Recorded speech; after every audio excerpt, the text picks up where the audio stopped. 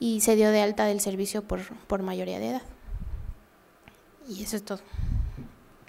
Gracias, doctora. Y a continuación nos va a hacer el comentario de este caso clínico.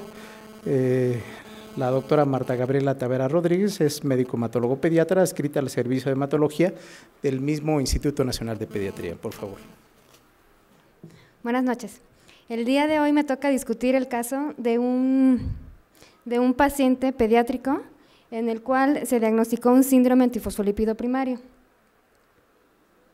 Sabemos que esta entidad es rara en pediatría, sin embargo, en un niño que presenta trombosis, representa la primera causa de trombofilia adquirida. Trataré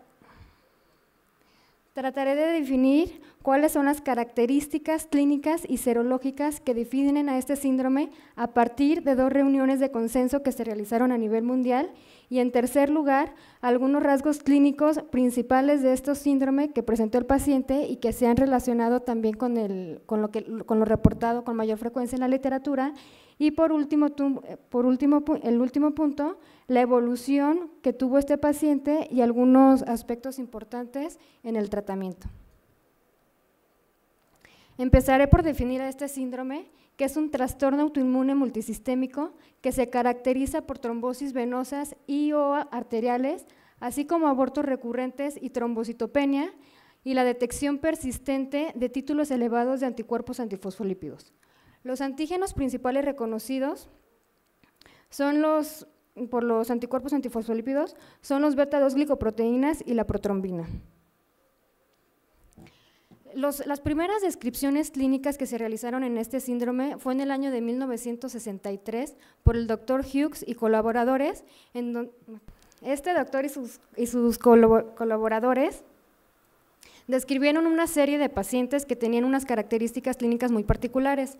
Estas fueron la persistencia o la trombosis recurrentes, tanto arteriales como venosas, así como la morbilidad en mujeres embarazadas, que consistía en abortos recurrentes o bien en partos prematuros relacionados por una insuficiencia placentaria, y por último, algunas alteraciones hematológicas caracterizadas por anemia hemolítica y por trombocitopenia.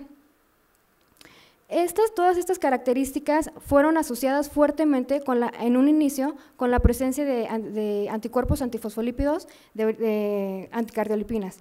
2 años más tarde, en 1965, el doctor Alarcón Segovia, en la República Mexicana, encontró esta misma asociación en una serie de casos de 500 pacientes que tenían esas mismas características que acabo de describir, aunado a la presencia de anticuerpos anticardiolipinas y que además eran pacientes lúpicas.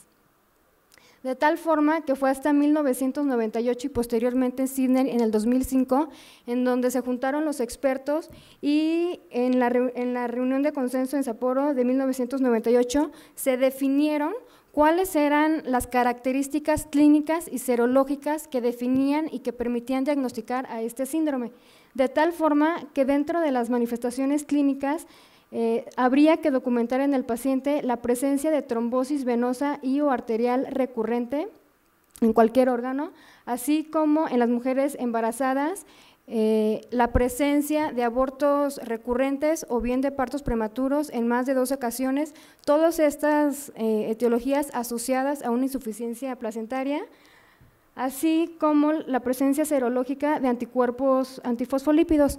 En el consenso de Sapporo se identificaron los anticuerpos antifosfolípidos que se tenían que definir en ese momento eran los anticuerpos anticardiolipinas IgG o IgM y el anticoagulante lúpico. Estos 2 anticuerpos se tiene que demostrar que eran de forma persistente, entonces habría que documentarlos en 2 ocasiones con un intervalo de tiempo de 6 semanas. Posterior a este consenso fue el de Sydney en Australia en el 2005, en donde las características clínicas son similares a las que les mencioné y en los criterios de laboratorio, además de la presencia de anticuerpos anticardiolipinas y el anticoagulante lúpico, aquí introducen los anticuerpos antibeta-2 glicoproteínas IgG o IgM, que también habría que determinarlos en 2 ocasiones, pero aquí con un intervalo de tiempo de 12 semanas.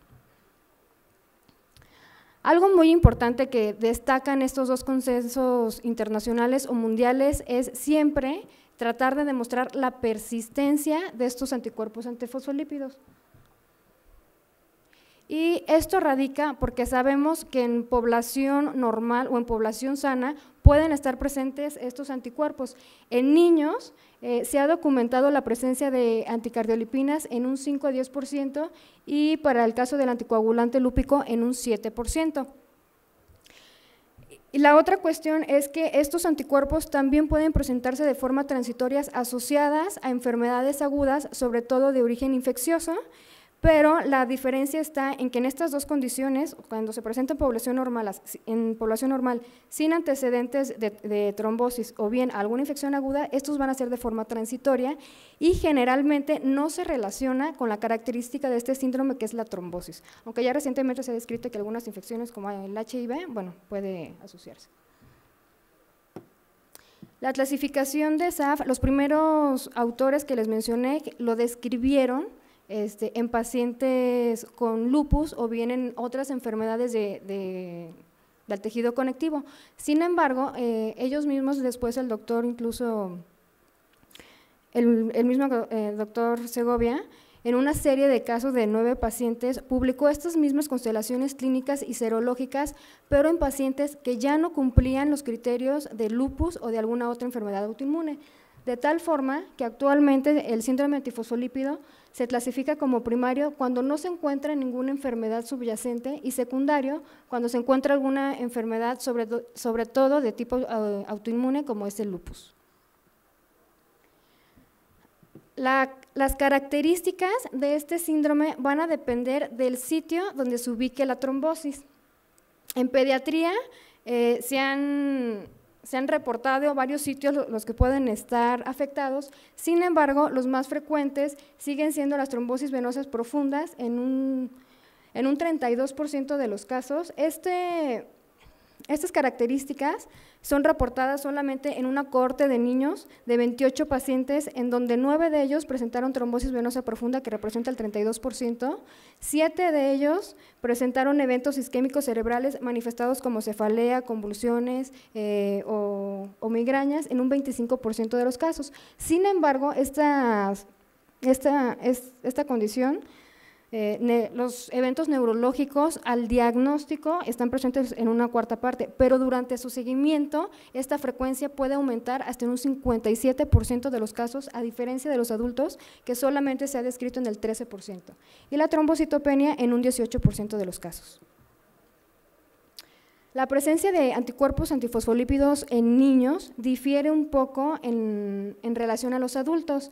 Con mayor frecuencia se encuentra el anticoagulante lúpico en un 96%, a diferencia de los adultos en un 54%, y de ahí con una frecuencia muy similar las anticardiolipinas y las anti-beta-2-glicoproteínas, con una frecuencia de 70 y 72% respectivamente en niños, y en adulto para las anticardiolipinas el 26% y las anti-beta-2-glicoproteínas en adultos de un 26%.